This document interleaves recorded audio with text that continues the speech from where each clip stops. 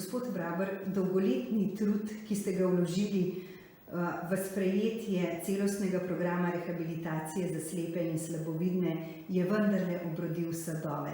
Zakaj je to tako pomembno? Pa ne le za posameznike, ki potrebujejo to vrstno pomoč, ampak tudi za družbo kot celoto.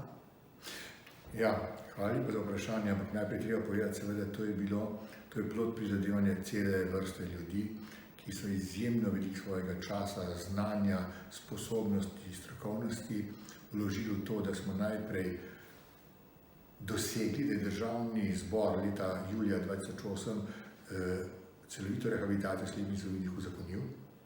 Na to, da smo pripravili absolutno brezplačno z vsemi sodelavci, tako tiflopedagogi kot neki naših članov in pa seveda predvsem oftalmologinje, ki so sodelovali pri tem,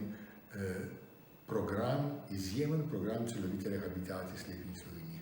Mnogi strokovnjaki so ga pohvalili kot enega najboljših na tem področju. Tisto, kar je pa pomembno pri uresničevanju tega programa, je pa pomembno za vsakogar, ki izgubi vid deloma ali v celoti, oziroma vsaj v taki meri, da ga v vsakdanjem življenju začne ključno ovirati. Kadar izgubiš vid v celoti ali pa ga izgubiš toliko, da postaneš vsaj močno slaboviden, si ti svet skoraj dobesedno raztrešči. Tisto, kar si prej zlahka opravljal s pomočjo vida, zdaj nenadoma tega ne zmoreš več. In celovita rehabilitacija je tista storitev, ki te s pomočjo vstopne ocene potencialov na osnovi te ocene pripravo individualnega rehabilitacijskega programa in na to multidisciplinarne obravnave ti pomaga in te usposobi za nadaljnje človeka vredno življenje. Kar je ključno je to, da najprej človeku, ki je izgubil vid, ta skupina, ta tim motivira za to, da se še splača živeti, da lahko sprejme to novo stanje, da se odloči, da ne bo ostal na tem, da si najde novo identiteto in da se začne usposabljati, da bo tiste stvari, ki jih je prej počel s pomočjo vida, počel drugače. Kar je ključno je to, da je član tega multidisciplinarnega tima tudi on sam rehabilitant, kot nosilec svojih želja, svojih ciljev, vsi strokovnjaki so pa tu zato, da mu pomagajo te cilje uresničiti. Uresničuje se jih pa tako, da se ga nauči vseh veščin, vseh strategij za življenje, ki mu omogočajo, da opravlja vsaj večji del tistih življenjskih potreb, ki so nujne za vsakdanje preživetje.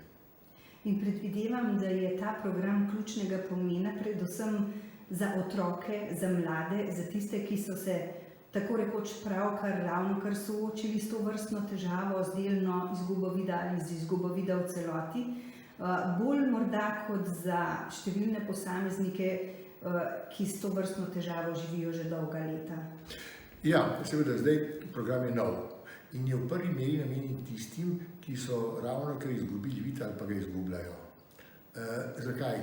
Te potrebujejo zelo hitro, urgentno pomoč in te se še iščejo, še niso si pridobili vseh adaptacijskih motenj, ki se pojavijo kot posledica dolgoletne invalidnosti.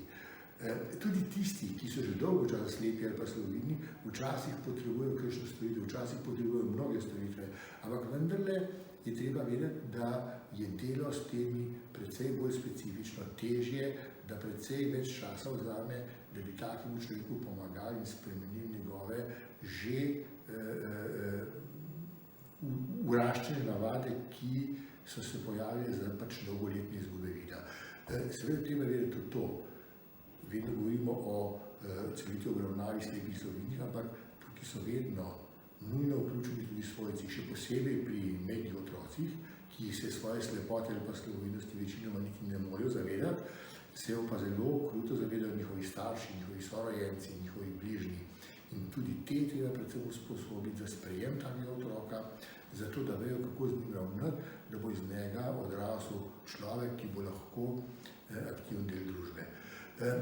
Tudi pri starejših z izgubo vida je treba njihove svojce, včasih celo njihovo delovno okolje učiti, kakšen pristop naj imajo, kako naj jih obravnavajo, kje in kako in kdaj naj jim pomagajo in kje jim ne smejo pomagati.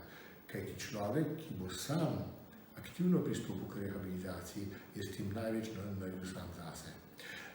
To pa seveda pomeni tudi to, da ni pomagal le sam sebi, ampak je s tem v veliki meri pomagal tudi zdravstvu, ki ima z njim manj problemov, manj zdravstvenih težav in manj stroškov.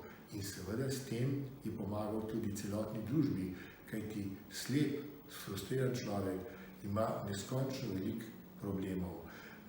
Te probleme prenaša na svojo bližnjo okolico, delovno ali na svojce, v družbo. In če te probleme odpravimo ali jih v veliki meri lahko omilimo, potem je celovita rehabilitacija slepih in slabovidnih izjemna investicija za celotno družbo.